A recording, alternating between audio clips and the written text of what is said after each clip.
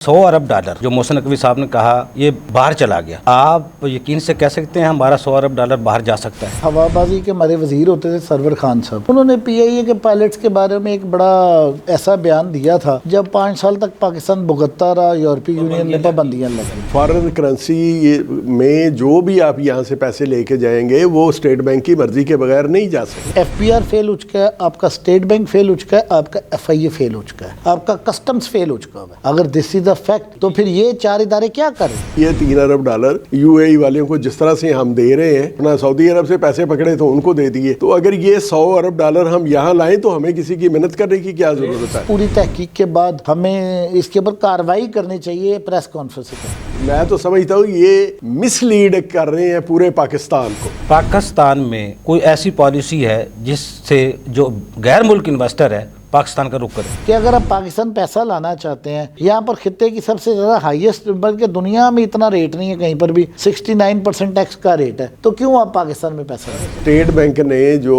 Foreign companies के पैसे dollar रोक के रखे हुए हैं अपने पास, वर्ल्ड ओवर क्या इम्पैक्ट जाता है? तो लोग तो यही समझते हैं कि जी यहाँ इन्वेस्टमेंट क्या करनी है, यहाँ तो वो जो हमारा अपना पैसा है हम वो उसको वापस नहीं लेके जा सकते। आप तो बात करें पाकिस्तान से $100 बिलियन चला गया। पाकिस्तान ने 1922 से लेकर अब तक का जो डिविडेंड की मद में फॉरेन इन्वेस्टर का पैसा देना वो बिलियंस ऑफ डॉलर में है। सर जहां इजी डूइंग बिजनेस नहीं होगा वहां पर कोई साहब का सरमायाकार नहीं आएगा, और यहाँ इजी डूइंग बिजनेस पाकिस्तान में कोई नहीं है। इसके पाकिस्तान में जो डॉलर आ रहा है वो सारा का सारा स्टेट बैंक ले रहा है। पाकिस्तान से कोई ऐसा डॉलर, कोई ऐसे किराए शवायद नहीं है कि पाकिस्तान से कोई बड़ी अमाउंट बाहर दी। टैक्स पेयर को टैक्स नेट में लेके आना है तो टैक्स रेट को रिड्यूस करना पड़ेगा, टैक्स पेयर को इंसेंटिव देना पड़ेगा। कर्जों पे निसार करेंगे, ये से दलदल से निकलेंगे। इंडोनेशिया पैसा क्यों जा रहा है? 6 गुना हमसे बड़ी इकोनॉमी है और वहाँ पर जितना मर्जी आप पैसा ले जाए और वापस ले जाए, वहाँ पर कोई कदगद नहीं। सबसे ज्यादा जो है हमारे मुल्क में प्रॉपर्टी की प्रोटेक्शन नहीं है। सर कोई लॉन्ग टर्म पॉलिसी नहीं है पाकिस्तान में, शॉर्ट टर्म पॉलिसी भी नहीं है, लॉन्ग टर्म तो बड़ी दूर की बात है ना। इस वक्त पाकिस्तान में महंगाई का आलम है, आपकी सोच से बाहर है, और आज अगर डॉलर साथ डिवैल्यूएशन में आ गया तो वो तो बिल्कुल ही हम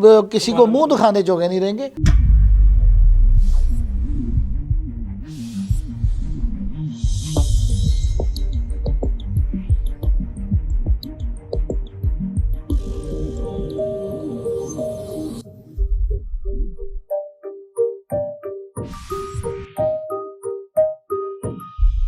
अस्सलाम वालेकुम नाज़रीन, प्रोग्राम प्रेस फ्रॉम के साथ मैं हूं भी। नाज़रीन, कुछ दिन पहले वज़ीर दाखिला मोहसिन नकवी साहब ने एक प्रेस कॉन्फ्रेंस की थी कराची में, जिसमें कहा गया था कि 100 अरब डॉलर मुल्क से बाहर जा चुका है। अगर ताजर चाहें तो उसमें बजट से पहले 10 अरब डॉलर वापस ला सकते हैं। ये 100 अरब डॉलर कैसे बाहर गया? एंटी मनी लॉन्ड्रिंग एक्ट कहाँ गया? बेनामी ट्रांजैक्शन एक्ट कहाँ गया? और पाकिस्तान की एजेंसियाँ कहाँ गई? अगर ये पाकिस्तान का पैसा बाहर जा रहा है तो इसको वाच किसने करना है? इसका जवाब दे कौन है? अगर ये पैसा वाकई जा रहा है, क्या हमारा पाकिस्तान का जो टैक्स निज़ाम है वो कमज़ोर है? यहाँ टैक्स पेयर परेशान है इसलिए पैसा बाहर लेके जा रहा है? ताजर क्यों पैसा बाहर लेके जाएंगे? इस पर आज हम गुफ्तगू करेंगे, और गुफ्तगू करने के लिए मेरे साथ स्टूडियो में मौजूद हैं उमर इकबाल ख्वाजा साहब, आप सीनियर एडवोकेट हाई कोर्ट हैं, हमारे टैक्स अमूर हैं। उनके साथ मौजूद हैं अशरफ कमर साहब, आप एडवोकेट हाई कोर्ट हैं, साबिक इनकम टैक्स ऑफिसर हैं। उमर इकबाल ख्वाजा साहब, सबसे पहले तो ये बताइएगा सर, 100 अरब डॉलर जो मोहसिन नकवी साहब ने कहा ये बाहर चला गया, आप यकीन से कह सकते हैं हमारा 100 अरब डॉलर बाहर जा सकता है मौजूदा हालात में? ये जो आपने टॉपिक रखा बड़ा सेंसिटिव है। आपको याद होगा हवाबाजी के हमारे वजीर होते थे सरवर खान साहब, उन्होंने PIA के पायलट्स के बारे में एक बड़ा ऐसा बयान दिया था जब 5 साल तक पाकिस्तान भुगतता रहा, यूरोपीय यूनियन ने पाबंदियां लगी। मेरे लिए मोहसिन नकवी साहब बड़े काबिल एहतराम है, लेकिन मैं उनसे रिक्वेस्ट करूंगा कि मसलन ये $100 बिलियन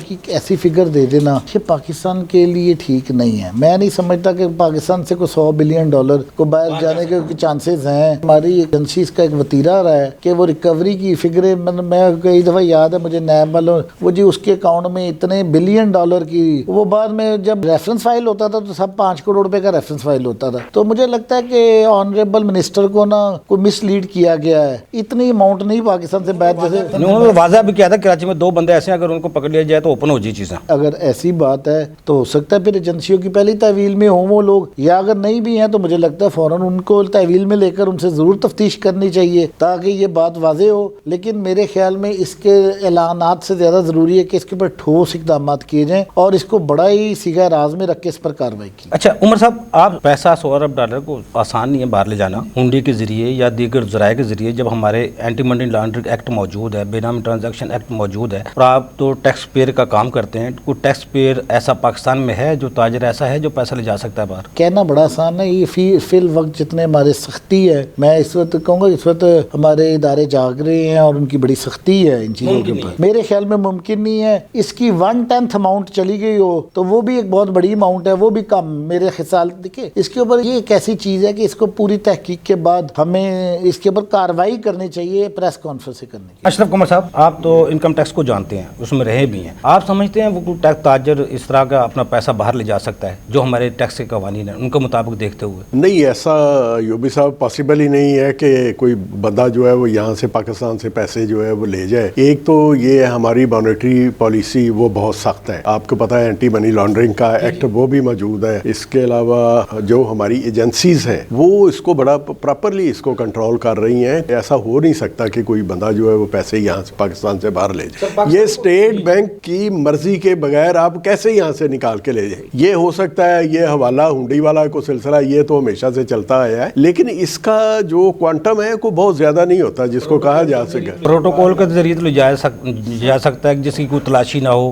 کسی کو چیک نہ کیا جائے، باہر سے بیگ میں رکھے پیسے لے کے چلے گئے، یہ سب ممکن ہے. یہ آگے پھر وہ آ جاتا ہے 4-5 ہماری کیٹیگری ہیں جس میں صنعت کار ہیں، سیاستدان ہیں، بیوروکریٹس ہیں، کچھ کامن مین ہیں جن کی یہ رسائی ہوتی ہے کہ وہ یہ سارے کام کرتے ہیں. بڑے بڑے بزنس مین ہیں، وہ کوئی اس طرح کا کسی، لیکن آپ یہ دیکھیں کہ پیسہ نکالنا پھر بھی مشکل ہے. لکھا پڑھا شخص جس کو ہم کہتے ہیں لکھا پڑھا شخص، یعنی کوئی ٹیکس پیئر بھی ہے، اپنے قومی فریضہ ہے جو ریٹرن بھی اپنی دے رہا ہے، اپنا کاروبار بھی قانون کے مطابق کر رہا ہے، قانون بھی سارے اس پر لاگو ہوتے ہیں، وہ تو نہیں نکال سکتا. لیکن اس جو قانون کے دائرہ کار میں نہیں آتے لوگ، وہ شاید کر سکتے ہوں ایسا. سر وہ بھی نہیں ہے، یہ اسٹیٹ بینک کی پالیسی سے ہٹ کے وہ کہاں جائے گا. وہ اسٹیٹ بینک جو ہے وہ ڈائریکٹلی انوالو ہے آپ کے فارن کرنسی میں. جو بھی آپ یہاں سے پیسے لے کے جائیں گے وہ اسٹیٹ بینک کی مرضی کے بغیر نہیں جا سکتے. اچھا اشرف قمر صاحب، پاکستان میں کوئی ایسی پالیسی ہے جس کے ذریعے کو پیسہ باہر لے جایا جا سکتا ہے یا باہر سے پاکستان میں لایا جا سکتا ہے؟ نہیں، وہ دیکھیں یہ ایک الگ ڈبیٹ ہو جاتی ہے. یہ نہیں، یہ اس سے کورلیٹ نہیں کرتی. وہ جو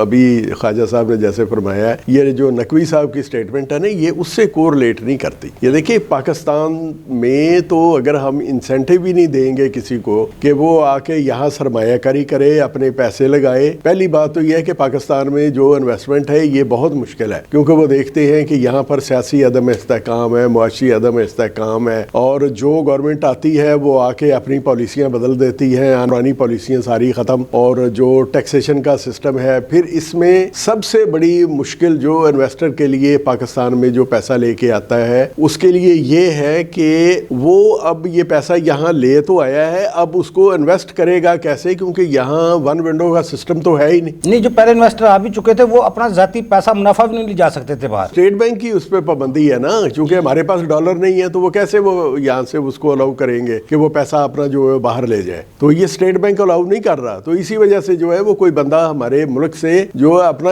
کاروبار کو وائنڈ اپ کر کے تو جا سکتا ہے لیکن یہاں انویسٹمنٹ نہیں لا سکتا. یعنی اتنا ذمہ دارانہ بیان تو پھر وزیر داخلہ صاحب کو نہیں دینا چاہیے تھا. چلو یہ غلطی بھی ہو سکتی ہے، شاید اس کو کوئی اسلام آباد کے چیمبر نے پریس کانفرنس کی، تاجروں نے پریس کانفرنس کی $100 ارب کے حوالے سے، تو یہ بات تو بہت اچھالی گئی. یوبی صاحب آپ اس اینگل سے اس کو دیکھیں کہ ایک وہ بندہ جس کے انڈر پوری فیڈرل انویسٹیگیشن ایجنسی یعنی FIA جس کے انڈر ہے، ساری ایجنسیاں کے انڈر کام کر رہی ہیں، اور اس کے باوجود اس طرح کا جو لا یعنی قسم کا بیان، مطلب اس کو ہم سیاسی بیان ہی اس کو کہہ سکتے ہیں. نہیں، حقیقت میں سر یہ ہو نہیں سکتا، یہ ہو نہیں سکتا. یہ ان کا گیس ورک ہے، ایسے ہی ایسٹیمیشن ہے یہ کہ یہ اتنے چلے گئے. اس کے پیچھے کوئی لاجک، کوئی انالیسس کچھ ہو تو ابھی تک جو پاکستان کی ساری ایجنسیاں اس میں حرکت میں آ گئی ہوں. یہ اتنی بڑی رقم ہے کہ ہم 3 ارب ڈالر کے لیے ہمارا کیا اشر کر دیا ہے انہوں نے کہ ہم یعنی منتیں ترلے کر کے ان سے جان چھڑا رہے ہیں کہ یہ 3 ارب ڈالر UAE والوں کو جس طرح سے ہم دے رہے ہیں، اپنا سعودی عرب سے پیسے پکڑے تو ان کو دے دیے. تو اگر یہ 100 ارب ڈالر ہم یہاں لائیں تو ہمیں کسی کی محنت کرنے کی کیا ضرورت ہے. گرے لسٹ سے نکلنے کے لیے پاکستان نے بہت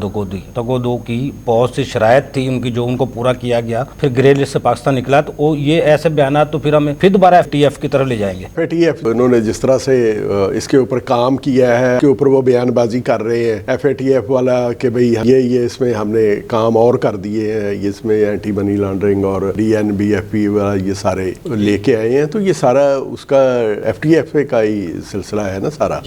تو اس کی وجہ سے اگر یہ کریں گے تو اس کا تو پہلے ہی نیگیٹو امپیکٹ ہمارے اوپر آ رہا ہے. یہ دیکھیں یہ کچھ عرصہ ہم چونکہ وہ امریکہ کے ساتھ افیلیشن ہے ہماری, وزیر اعظم کو بڑا پسند کرتے ہیں, ہمارے فیلڈ مارشل کو بڑا پسند کرتے ہیں, تو اس کی وجہ سے یہ آپ کو پیسے ملتے رہیں گے. ابھی جنگی حالات میں ایسے بیانات بھی درست نہیں ہیں. نہیں, یہ سر بیان سرے سے میں تو سمجھتا ہوں یہ مس لیڈ کر رہے ہیں پورے پاکستان کو. عمر اقبال خان صاحب, اس سے پہلے بھی ایک بیان آیا تھا, $19 ارب 2018-19 میں ایک امنسٹی دی گئی تھی, اس میں جن لوگوں نے پیسے ڈکلیئر کیے تھے وہ پیسہ واپس باہر سے لایا نہیں گیا, پاکستان نہیں آیا, تو اس کو بھی واپس لایا جا سکتا ہے. اس میں بھی بجٹ سے پہلے اس میں سے کوئی $10 ارب آ سکتے ہیں. اور اگر امنسٹی میں پیسہ ڈکلیئر تھا, اس نے اپنے ریٹرن میں وہ ڈکلیئر کر دیا ہے, امنسٹی وصول کی جس تاجر نے بھی, تو پھر وہ پیسہ آ سکتا ہے واپس. آپ وہ دونوں چیزوں کو مکس نہ کریں. 2018 اور 19 میں جب آئی تھی امنسٹی, اس میں لوگوں نے اپنے فورن ایسٹس ڈکلیئر کیے تھے, جن میں وہاں کے زمینیں, جائیدادیں اور بینک اکاؤنٹس ڈکلیئر کیے. اس میں آپ ان لوگوں نے ٹیکس ادا کیا اور اس کے بعد وہ کہہ لیں کہ ریشنلائز ہو گئے,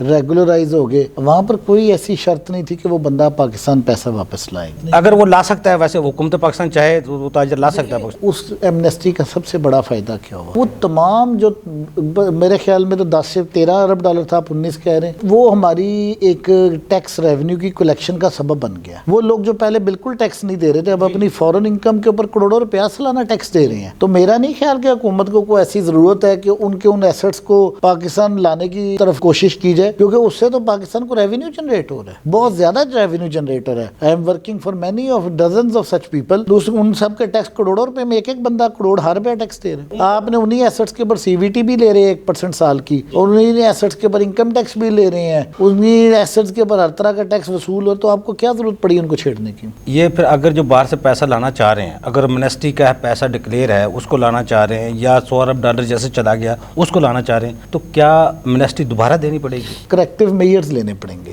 اگر دیکھیں یہ حقیقت ہے تو اس کا مطلب ہے آپ کی FBR فیل ہو چکا. اگر یہ FBR فیل ہو چکا ہے, آپ کا اسٹیٹ بینک فیل ہو چکا ہے, آپ کا FIA فیل ہو چکا ہے, آپ کا کسٹمز فیل ہو چکا ہے. اگر دس از اے فیکٹ, تو پھر یہ 4 ادارے کیا کر رہے ہیں؟ نیکٹا کیا کر رہا ہے؟ یہ جو اتنے ہم نے ادارے بنا دیے ہیں اسی کام کو روکنے کے لیے. آپ ابھی ایئرپورٹ پہ جائے, آپ $3000 سے زیادہ باہر لے جا نہیں سکتے. آپ نے ٹریول کرنا ہے, آپ کو ڈکلیریشن دینی پڑتی ہے. آپ جو بات کر رہے ہیں, جو اتنے اس وقت میں اس چیز کو اپریشیٹ کروں گا کہ ہم نے FATF کی کمپلائنس میں اپنے اتنے سخت اسٹریٹ لاز بنائے کہ اب تو پاکستان سے پیسہ لانا اور لے جانا بڑا ڈیفیکلٹ ہے. میں نہیں سمجھتا کہ یہ کوئی بھی پروٹوکول والا آدمی بھی کسی حد تک ہی ہے, لیکن یہ اٹس ناٹ دیٹ ایزی کہ کوئی پیسہ واپس لے. اچھا عمر اقبال خان صاحب, پاکستان میں کوئی ایسی پالیسی ہے جس سے جو غیر ملک انویسٹر ہے پاکستان کا رخ کرے؟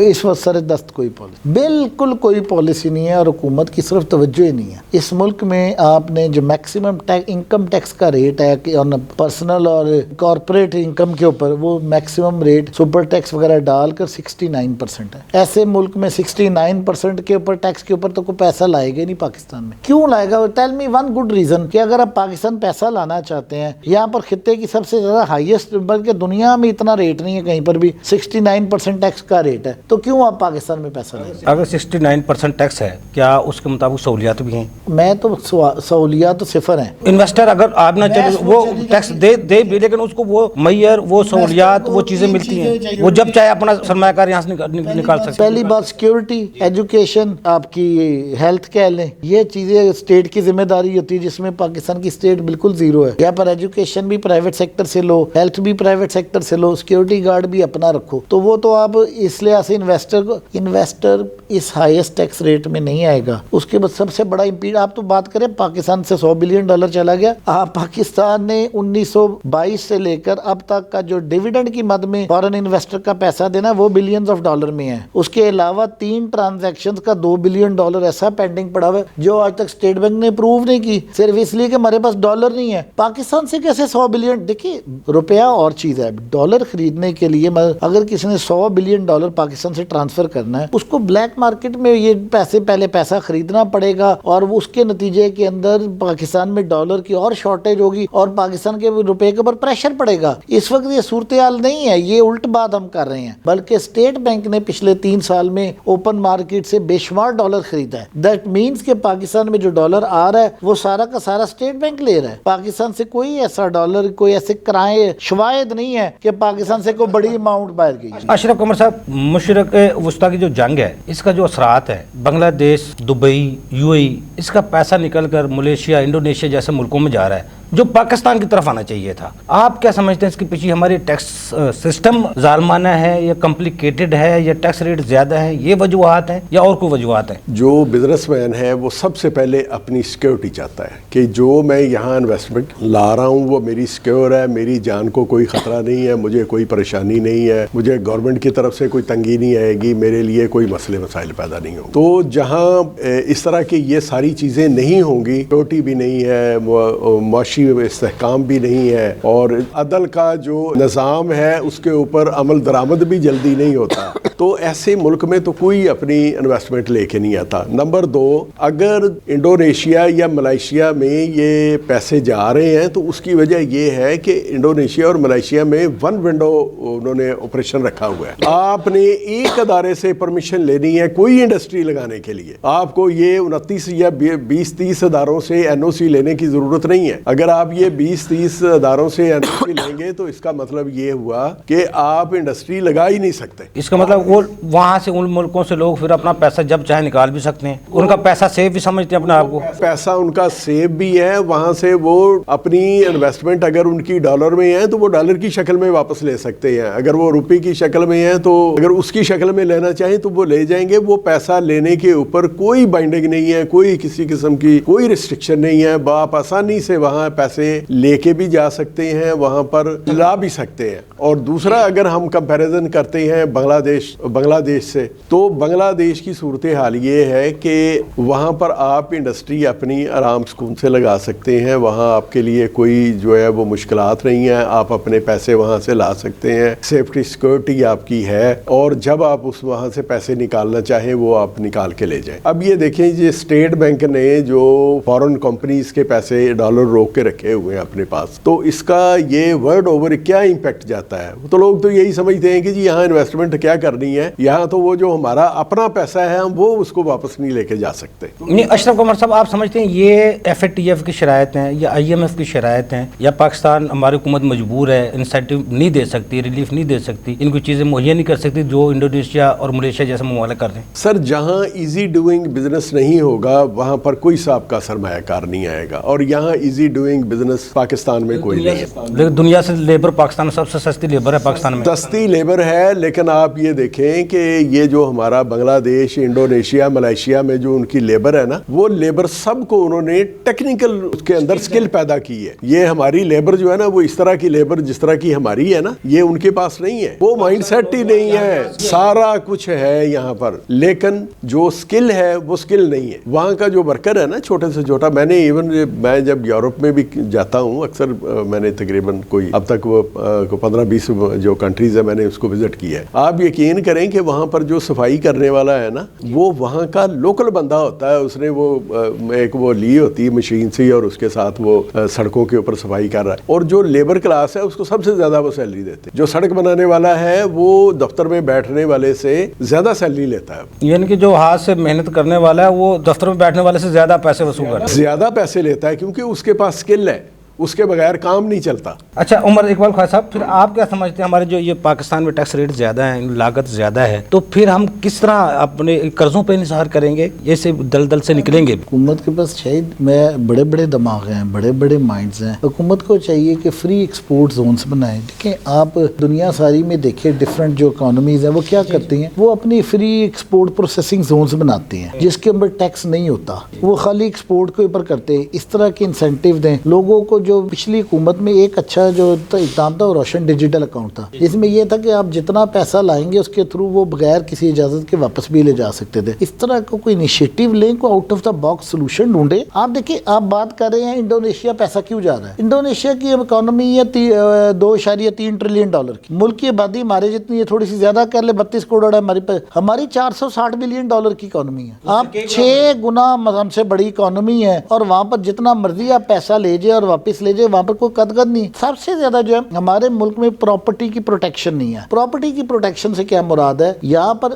پراپرٹی کی جو ایبسولوٹ اونرشپ نہیں ہے. مختلف ہیلے بانوں سے مختلف ادارے، کبھی کوئی نوٹس دے دیتا، کبھی کوئی. فورن انویسٹر تو یہ چیزیں برداشت ہی نہیں کرتا. کبھی وہ کہتا ہے اگر میرا پیسے نہیں محفوظ، 2 چیزیں دیکھتا ہے، پیسہ محفوظ ہو، پیسہ واپس آ سکتا ہو. پاکستان میں دونوں ہی نہیں ہے. ٹیکس ریٹس آپ کے زیادہ ہے، بجلی کے ریٹ زیادہ ہے، آپ کی جو لیبر ہے وہ انتہائی سست ہے. آپ کے ملک میں کیسے کیا انسینٹیو ہے کوئی پیسہ لگائیے؟ جہاں تو کام بھی کروانا ہو تو پیسے دے کے جلدی ہو جاتا ہے. پیسے دے کے کچھ ممالک تو ایسے ہیں جہاں یہ پیسے لینے دینے کا کنسپٹ ہی نہیں ہے، کام کروانے کے لیے بھی پیسے دینے پڑتے ہیں. ہمارے ملک میں کوئی انوکھی رشوت خوری ہے، دنیا میں اور ملکوں میں بھی ہے. لیکن میں پھر آپ کو جو بتانا چاہ رہا ہوں نا، جب تک اپنا ڈالر کا بیلنس نہیں آپ ٹھیک کریں گے، آپ اپنے آپ کو اس قابل نہیں بنا لیں گے کہ آپ کی انورڈ زیادہ ہو، آؤٹ ورڈ کم ہو. 3-4 سال میں جو ڈالر مستحکم ہے، آپ کیا سمجھتے ہیں یہ حکومتی بہتر پالیسی نہیں ہے؟ میں سمجھتا ہوں کہ اگر میں اس حکومت کی سب سے بیسٹ پالیسی سمجھتا ہوں تو یہ ہے کہ اس نے روپی کا ریٹ سٹیبل رکھا ہو. یہ 3-4 سال سے جو ڈالر سنبھالا نہیں جا رہا تھا وہ ایک جگہ پہ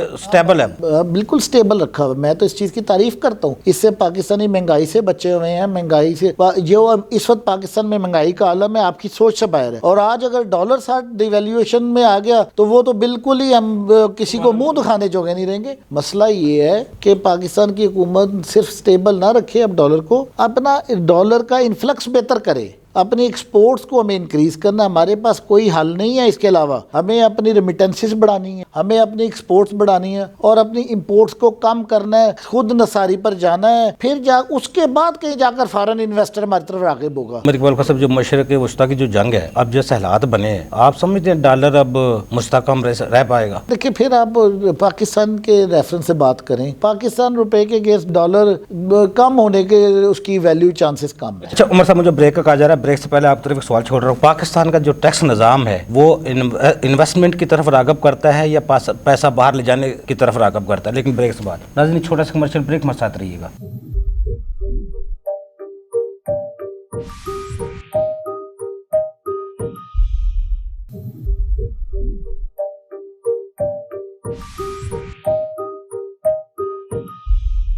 ویلکم بیک ناظرین. جی عمر صاحب، دیکھیں، اس وقت جو ٹیکس کا نظام ہے نا آپ کو حوصلہ افزائی نہیں کرتا، آپ کی حوصلہ شکنی کرتا ہے. وہ پاکستان کا ٹیکس نظام، دیکھیں، ایکسپورٹر مال بیچتا ہے پاکستان سے باہر، اس کی آمدن کو آپ نے ٹیکس کر دیا نارمل ریٹ پہ. پہلے ایک وقت تھا چلے ایکسپورٹر کے اوپر آپ 1-1.5% ٹیکس لیتے تھے. ایکسپورٹر کو آپ نے انسینٹیو دیا ہی نہیں ہوا. ایکسپورٹر تو اب بیچارہ ہر وقت ٹیکس والے محکمے کو بھگتتا رہتا ہے، اپنے کھاتے پیش کرتا رہتا ہے. وہاں پر آپ نے ایکسپورٹر کو تو کل کر دیا. ایکسپورٹس کو کل کرنے میں اس ٹیکس کا نظام کا بہت بڑا حصہ ہے. آپ نے جو اس کا ٹیکس کٹتا ہے اس کو منیمم ٹیکس رجیم کر دیا. میں پھر حکومت سے مطالبہ کروں گا، اگر ایکسپورٹس کو انکریز کرنا ہے، ایکسپورٹس کو پریزمپٹیو ٹیکس رجیم میں لے کے جائیں، اور ایکسپورٹر کو سستا قرضہ دے، ایکسپورٹر کو سستی بجلی دیں. ایکسپورٹر تب پاکستان میں ایکسپورٹ اورینٹڈ انڈسٹریز لگ سکتی ہیں. ادروائز تو یہ آپ کیا کر رہے ہیں؟ وہ چائنیز گاڑیاں منگوانے کے لیے اسمبلنگ پلانٹس لگا رہے ہیں، جس سے آپ کا کبھی بیلنس آف پیمنٹس ٹھیک نہیں ہو سکتا. اچھا عمر صاحب، آپ کیونکہ ٹیکس کو بہتر جانتے ہیں، اتنا ریلیف حکومت نے ایکسپورٹر ٹیکسٹائل سیکٹر کو دیا، زیرو سیکٹر کو دیا. اگر یہی ریلیف اگر میڈیم اور اسمال میڈیم لوگوں کو، چھوٹے چھوٹے کارخانوں کو دیا جاتا تو آج ہم کہاں کھڑے ہوتے؟ سر، گزارش یہ ہے کہ پہلی بات تو ٹیکسٹائل والوں کا ریلیف ختم ہو چکا ہوا ہے. لیکن آپ کی بات ٹھیک ہے کہ ٹیکسٹائل سیکٹر کو ہم نے بہت زیادہ ریلیف دیا. یہی تو میں کہہ رہا ہوں، دونوں ہمارے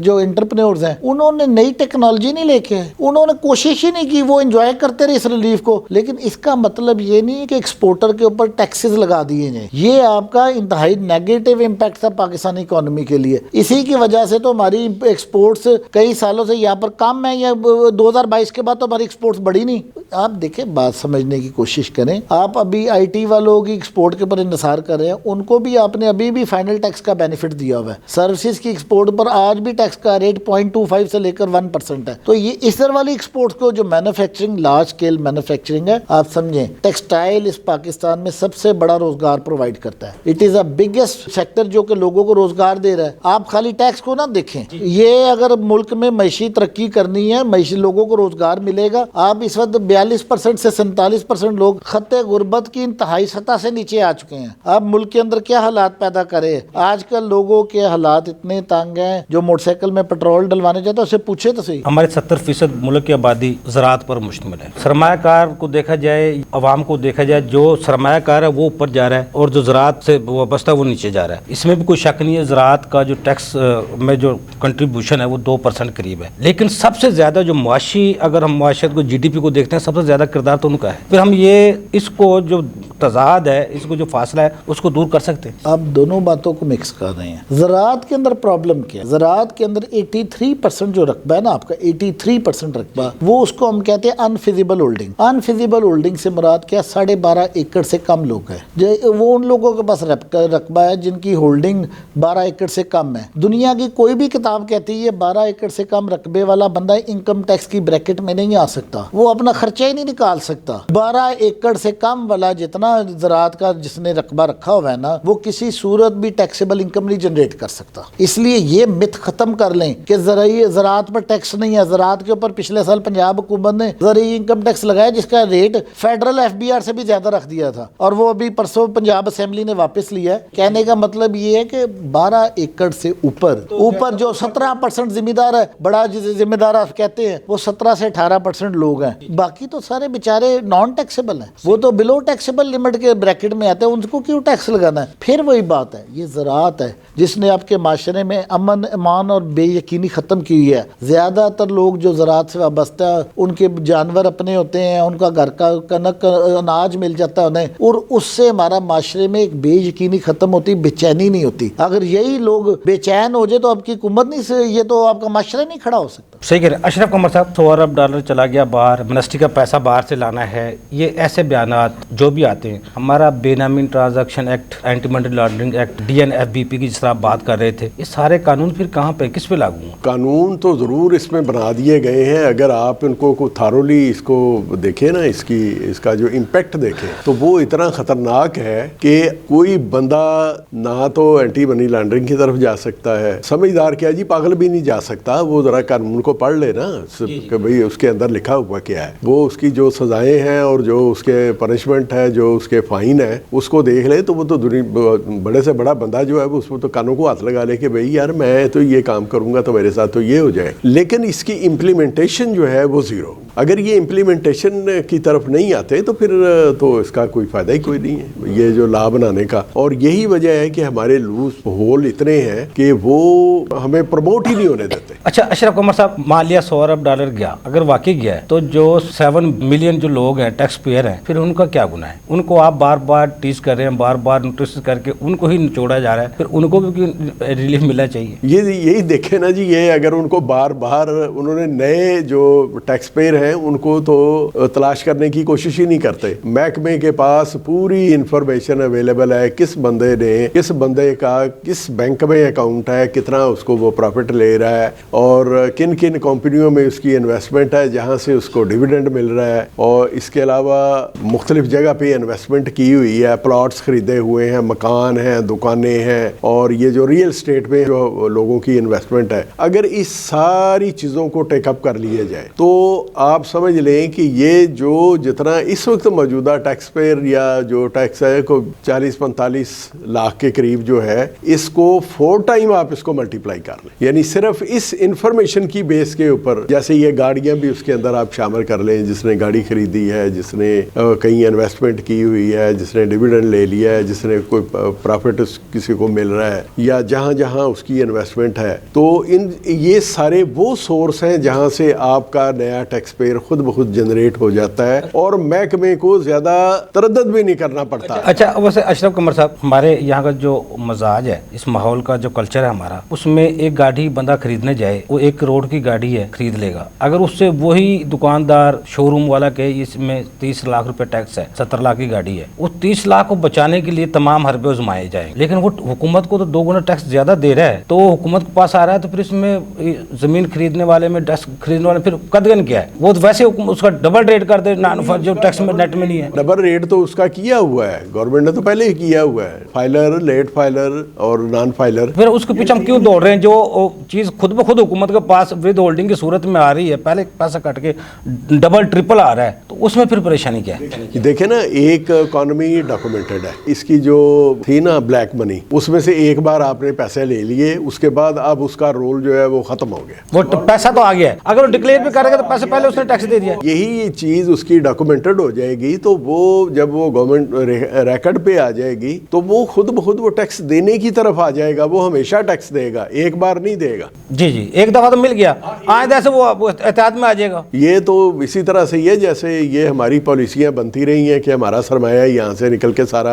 आपने दस्तावेजी मुआशरत के लिए ताजर दो स्कीम लाई, पीओएस का हमने नारा लगाया, अगर पीओएस को हम पूरे पाकिस्तान में नाफिज कर देते हर दुकानदार के ऊपर, उससे कोई दस्तावेजी मुआशरत मुमकिन है. जिस तरह आजकल कोर्ट में हो रहा है, वो ऑनलाइन सारा कुछ डिजिटल करने जा रहे हैं, मुगला बरादरी सरापा एहतजाज है, तो आहिस्ता आहिस्ता ये मुमकिन है अगर पीओएस हर किसी के ऊपर लागू कर दिया जाए. नहीं, अगर तो इसको प्रॉपरली इम्प्लीमेंट किया जाए तो इसका जो इम्पैक्ट है वो भी बाहर आएगा, इसके रिजल्ट्स भी आएंगे, ये फ्रूटफुल भी रहेगा, मुल्क की इकॉनमी में इनका शेयर भी आ जाएगा और ये आहिस्ता आहिस्ता मुल्क जो है वो ग्रो करना भी शुरू हो जाएगा. लेकिन यहाँ सबसे जो बड़ी रुकावटें हैं ना, वो हमारी 5-6 हैं. ये सबसे पहले तो ये है कि यहाँ गवर्नमेंट जो भी आती है वो स्टेबल नहीं होती, और नंबर 2 उसकी जो पॉलिसियाँ हैं उसके जाने के साथ ही वो ख़त्म कर दी जाती है. तो ये तो इनको गवर्नमेंट को चाहिए कि कोई सब पार्टियों को मिला के एक जगह पे बिठा के इन सब को कहे कि भाई ये 15 साल की पॉलिसी है, चाहे कोई भी आए. नहीं, वैसे पाकिस्तान में पॉलिसी है स्मॉल या मीडियम या लार्ज, कोई लॉन्ग टर्म पॉलिसी कोई.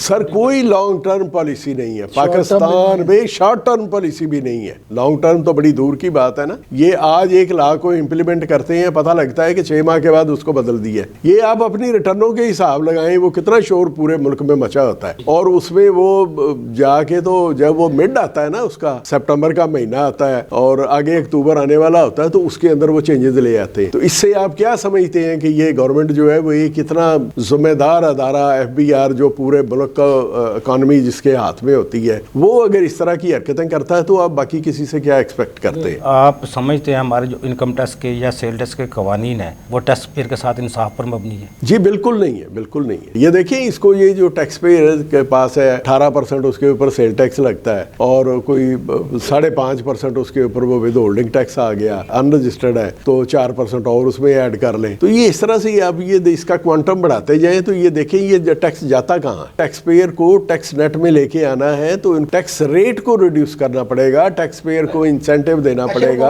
अशरफ कौर साहब, आप तो इनकम टैक्स में रहे हैं, सेल टैक्स का जो हमारा निजाम है इनपुट आउटपुट खत्म किया जा सकता है, इससे मुमकिन है? जिस तरह वैट सिस्टम है दुबई का, दूसरा ऐसा हम बना सकते हैं इसको? जी बिल्कुल बना सकते हैं. अब दुबई में आप देखें कि मैं एक बार जब लास्ट टाइम 2024 में मैं दुबई में गया, वहाँ से कोई मेरी बीवी ने कुछ वो शॉपिंग की गोल्ड की शक्ल में. अच्छा, उसने मुझे वैट की रसीद दी. जैसे मैं दुबई के एयरपोर्ट पे पहुंचा हूँ, मैंने उनको रसीद दिखाई, उन्होंने मुझे वैट के पैसे वापस कर दिए और मुझसे पूछा कि किस करेंसी में पैसे लेने, पाक रुपये में लेने हैं, डॉलर में लेने हैं या यूरो में लेने हैं. तो मैंने जिस करेंसी में कहा, उन्होंने बगैर किसी हिलो जत के वो पैसे मेरे हाथ में पकड़ाए. तो हमारे तो रिफंड भी नहीं मिलता. मसला तो फिर इनपुट आउटपुट क्यों?